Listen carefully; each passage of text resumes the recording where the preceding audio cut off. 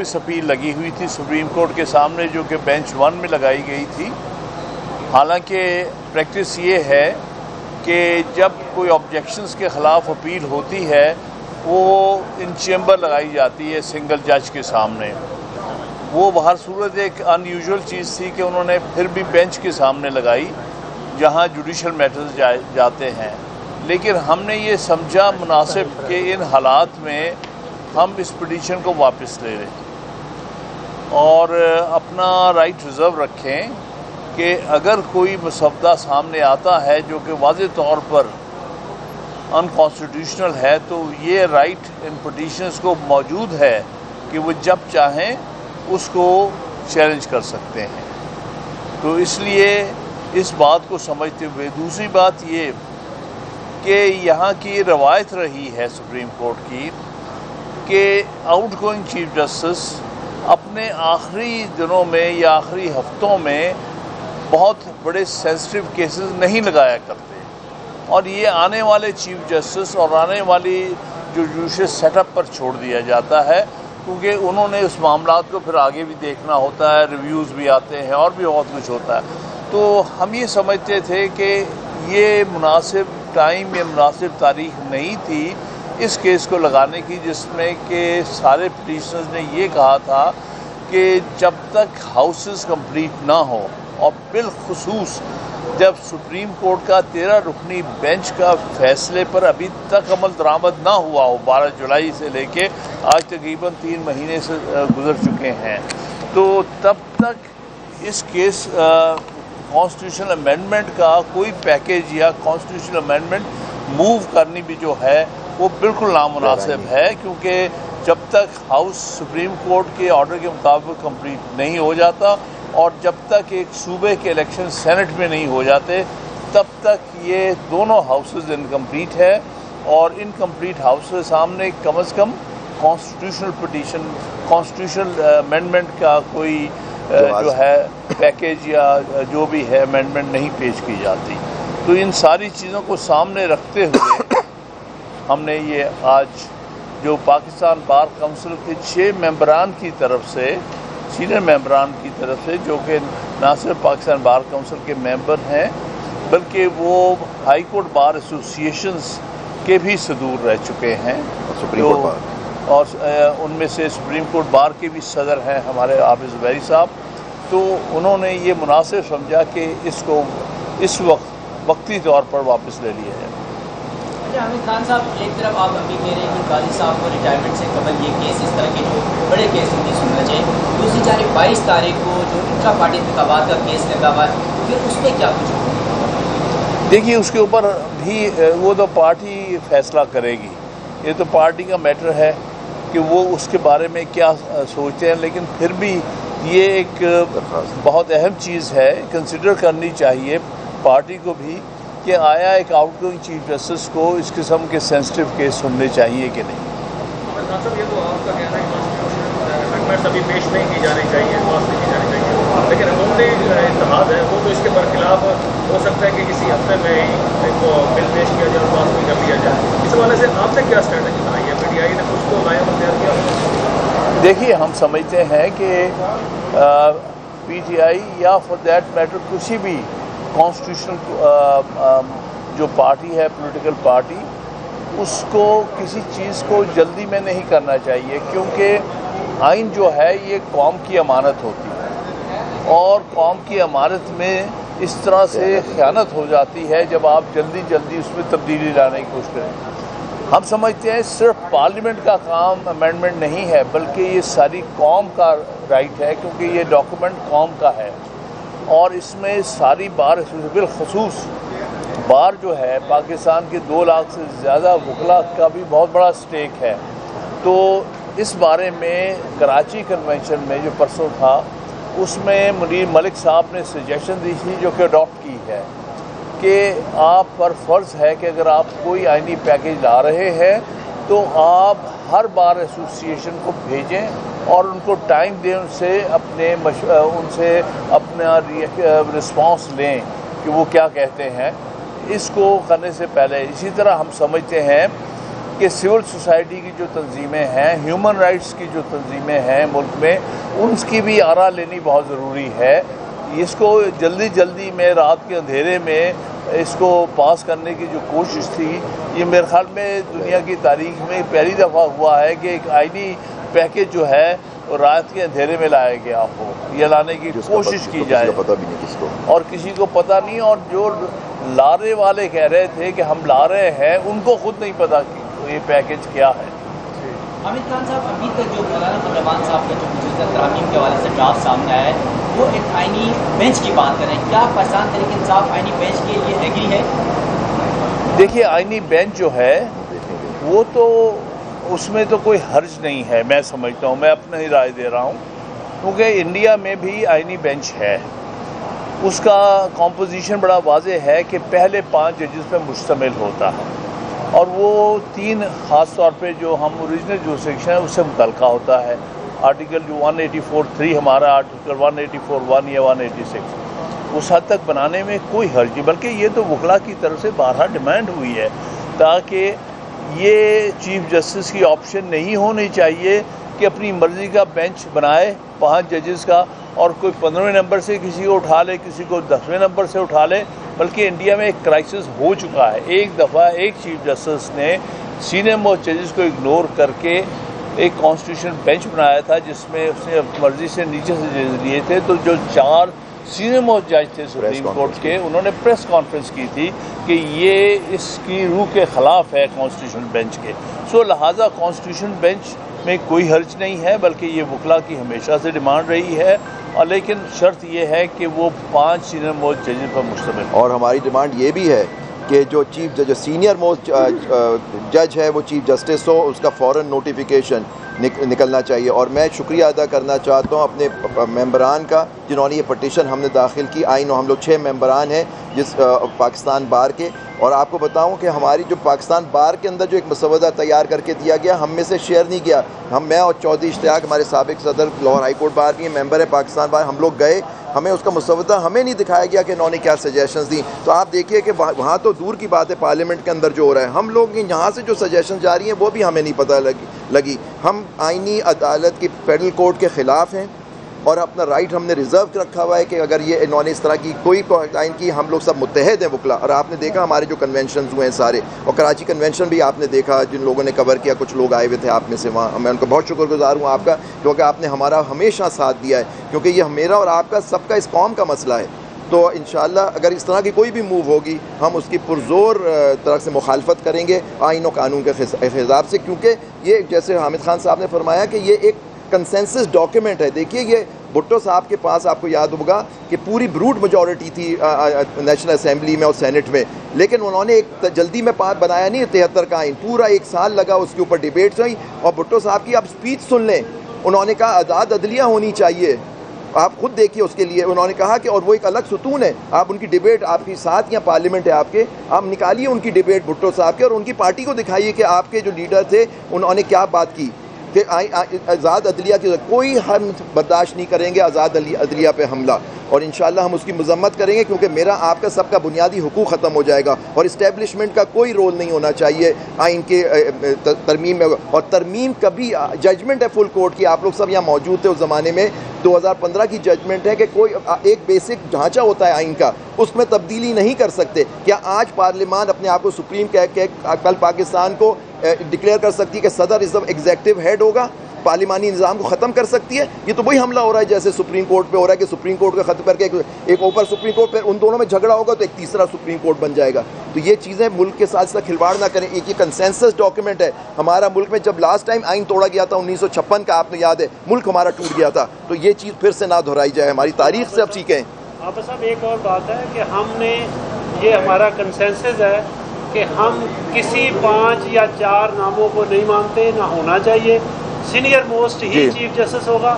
اس کے لیے ہمیں کوئی بھی کام کرنا پڑے، ورک کرنا پڑے، ہم پورے پاکستان کے وکلاء کو یکجا کریں گے۔ یہ نہیں ہو سکتا پک اینڈ چوز کہ آپ 4 نام دیں، 3 نام دیں، سینئر موسٹ ہی چیف جسٹس ہونا چاہیے،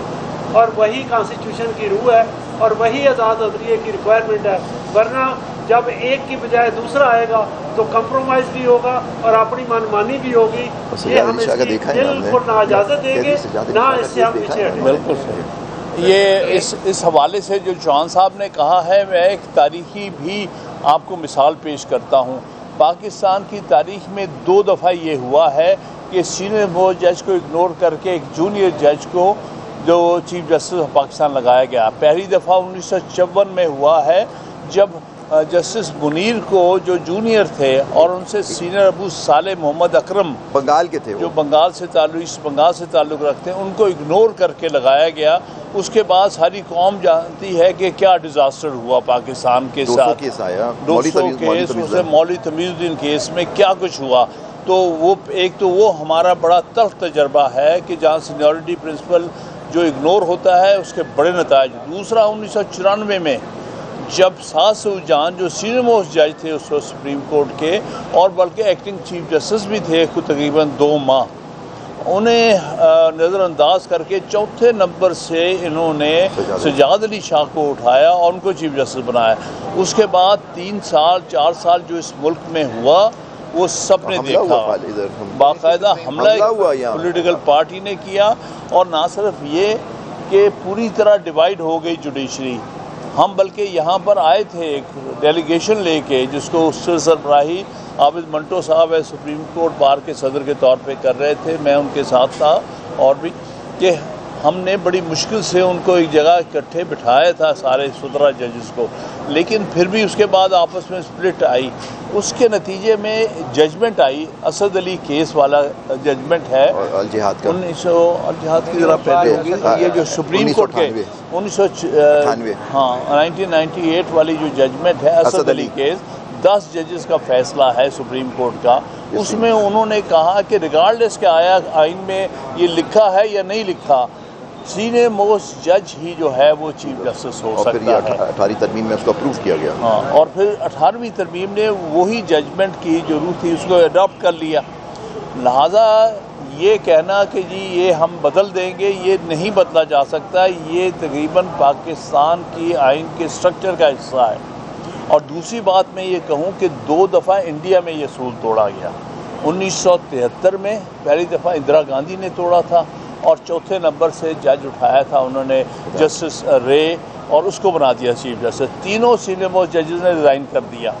اور دوسری دفعہ پھر اندرا گاندھی نے 1977 میں حمید اللہ بیگ جو دوسرے نمبر پہ تھے ان کو لیا، اور جو جسٹس کھنہ سینئر موسٹ جج تھے ان کو اگنور کیا، تو انہوں نے بھی ریزائن کیا. اس کے بعد وکلا کا اتنا زیادہ اس کے اوپر وہاں پر پروٹیسٹ ہوا کہ اس کے بعد وعدہ کیا گیا، اور بشمول اندرا گاندھی کے، کہ آئندہ سینئر موسٹ جج کو اگنور نہیں کیا جائے. سن 78 سے لے کے آج تک وہ وہاں پر آرٹیکل 175A والا نہیں پروویژن. لیکن اس کے باوجود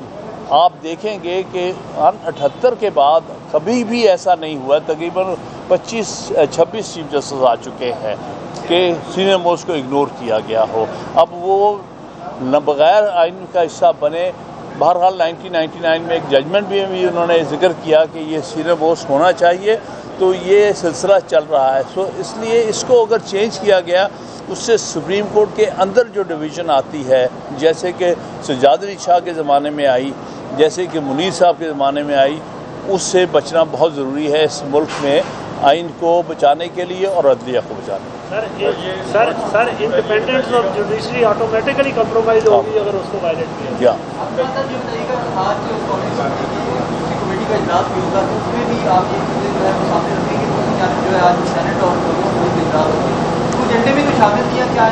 کسی وقت بھی لا سکتے ہیں. دیکھیے، جہاں تک اس کا تعلق ہے، جو آئینی سو کالڈ کمیٹی ہے، دیکھیے یہ جلدی میں کوئی کام، کبھی آئینی ترمیم، ایون عام لیجسلیشن نہیں جلدی میں کی جاتی، لوگوں کو انوالو کیا جاتا ہے. یہ جو جلدی میں ہے، 11:30 بجے کمیٹی کی میٹنگ ہوگی، 3 بجے جو ہے سینٹ کا اجلاس ہوگا، اس کے پیچھے ہمیں بہت شک و شبہات ابھر رہے ہیں. کیا جلدی ہے؟ یہ اسی طرح جیسے رات کے اندھیرے میں آپ آئینی ترمیم کرنے کی کوشش کر رہے ہیں. ابھی لوگوں تک یہ مسودہ پہنچنا چاہیے، ساری قوم میں ڈبیٹ ہونا چاہیے، ساری بات میں پارلیمنٹ میں، پھر اس کے بعد ڈبیٹ، پہلے رائے لی جائے، بار کی رائے لی جائے، پبلک کی رائے لی جائے، اس کے بعد یہ معاملہ ڈبیٹ ہونا چاہیے۔ اس کے لیے بھی اسپیشل کمیٹی بننی چاہیے۔ دیکھیں نا، جب 18ویں ترمیم لائی گئی تھی تو 27 رکنی کمیٹی بنی تھی پارلیمنٹ کی، جس میں ہر بڑی اور چھوٹی پارٹی اس کا شامل حصہ تھی، اور پیپلز پارٹی کے رضا ربانی صاحب نے چیئر کیا تھا اس کو، اور اس میں ساری پارٹیز نے جتنی بھی اس وقت جو تھیں پارلیمنٹ میں، انہوں نے ایگری کیا تھا اس مسودے پر، جو کہ 18ویں ترمیم کی شکل میں اڈاپٹ ہوا تھا۔ اور 6 مہینے تقریباً اس پہ ڈبیٹ چلی تھی۔ تو آپ کو سامنے پریزیڈنٹ ہے، آپ اس کو لوگوں کے سامنے لے کے آئیں، پارلیمنٹ میں ایک اسپیشل کمیٹی بنائیں جو اپنی رپورٹ پیش کرے، جس میں ساری سیاسی جماعتیں شامل ہوں، اور پھر اس کے بعد پارلیمنٹ کے سامنے ڈبیٹ ہو۔ یہ ساری چیز کو اگنور کر کے کیا جلدی ہے، کیا اتنی جلدی پڑی ہے کہ آپ چاہتے ہیں جلدی سے اس کو بلڈوز کر دیا جائے؟ آپ سے پوچھ رہے ہیں جی،